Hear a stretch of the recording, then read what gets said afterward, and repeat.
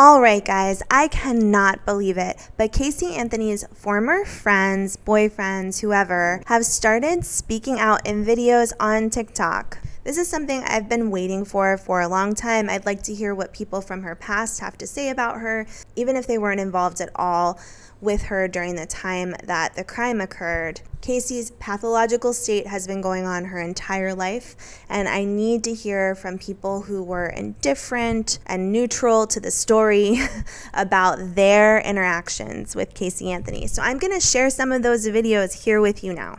But first, do me a favor. Can you like, comment, or subscribe to my channel? But even more importantly, I started a Facebook page, and I would love for you to join me there because I want to be able to talk back and forth with my subscribers about this case as well as the other videos I make here on my channel. I love making my YouTube videos, but I feel a little disconnected from you guys, from my subscribers. So it would be awesome if you can hop on my Facebook page, Down the Rabbit Hole. I'll have a link below for you guys to check out. And I would love to get a lot of comments and feedback from you on that page where we can talk back and forth. I think that would be really fun. So join my page or subscribe to my channel so I can see you back here time and time again. Thank you so much to all of my subscribers who always comment. I read your comments. I don't always respond because I'm often busy running around with my kids. But I love hearing from you guys. It makes doing this worthwhile. So let's get down to business and start watching some of these videos. So basically, I like to hang out on Reddit and TikTok and look up information about some of the cases, TV shows, or people that I'm covering on my channel. Recently, I started checking out some TikToks about Casey Anthony. Many of them were talking about her case and her new documentary, but I found this really cool TikTok account where the creator had asked people to stitch their video with hers and speak out about their former relationship with Casey Anthony. So she was reaching out to the general public and saying, hey, if you lived in Florida and you were friends with Casey or you knew her family, maybe you were just like a neighbor, I would love to hear what you have to say about your time with Casey Anthony. We are all dying to know more about what went on with her in her past, what made her who she is today. And so far, a couple of people have responded, and I'm excited about it. I hope more people keep reaching out. So let's listen to what these former friends have to say.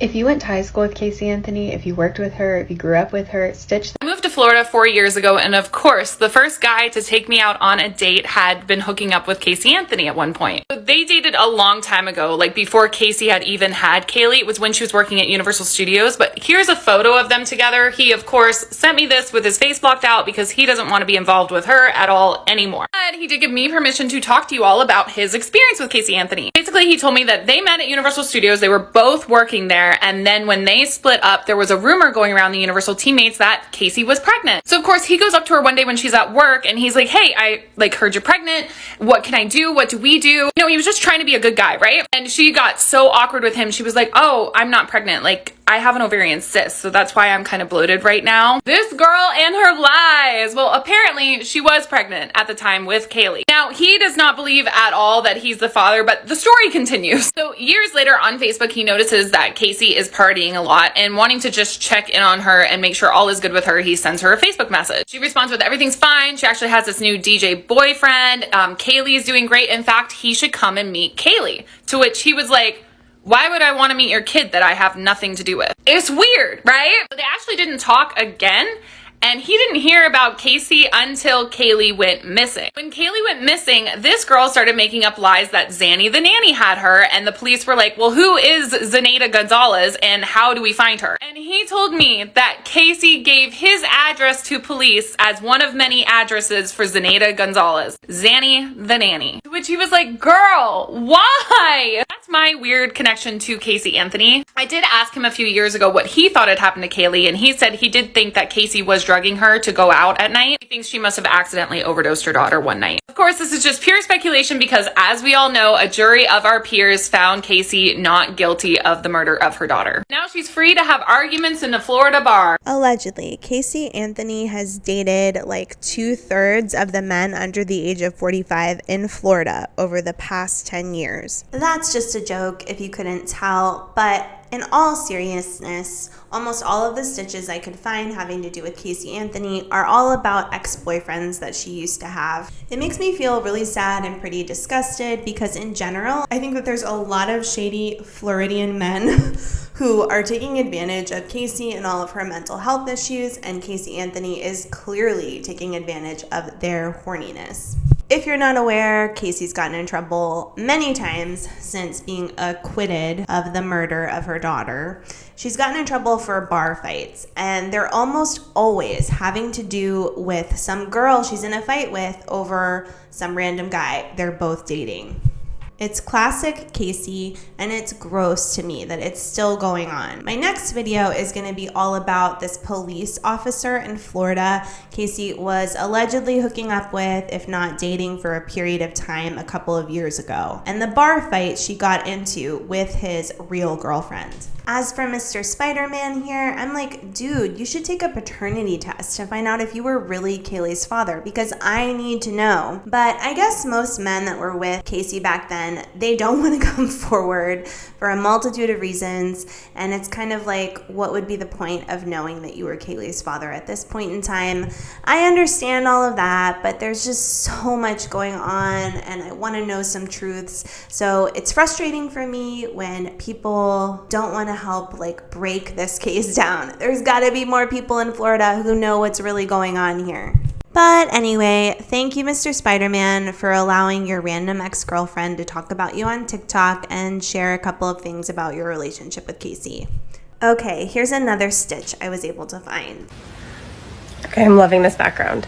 So, you'll recognize Casey right here in this picture. I was laying in bed with my boyfriend at the time, and he says to me, "Did you know Casey Anthony was once in the spot that you're laying in?" Meaning he hooked up with her. Immediately left. And then this girl I went to middle and high school with, and she was on my cheerleading squad in high school, and we hung out even during college years, so I would still hang out with her during this time. So I might have hung out with Casey. She was never one of my friends, but she hung out with the people that I hung out with. Creepy. There's 8 degrees of separation there, but I will say that if I found out someone I was dating had been with Casey Anthony, I would be rethinking many of my decisions in life and whatever led me towards that relationship. So gross for someone to say that to you while you're in bed with them. I can't even deal with that. But my whole thing is why have so few people come forward publicly to talk about their relationships with Casey Anthony? Because normally I think in this kind of a case, you do have a lot of people coming forward, especially people that existed in the periphery of a young person's life, like friends, teachers, neighbors, people who were not even super close to the person but have something to say about their interactions with someone like Casey. And so few people have come forward in the many years since Casey was acquitted. I've really questioned why not, because to me it seems like whatever they have to say, they could probably get paid for it. And I'm not trying to be like everybody wants money, but the reality is that whoever was around Casey when she was younger, there's got to be at least, 2% of those people, but most likely 75% of those people who could use some money in their life for whatever reason.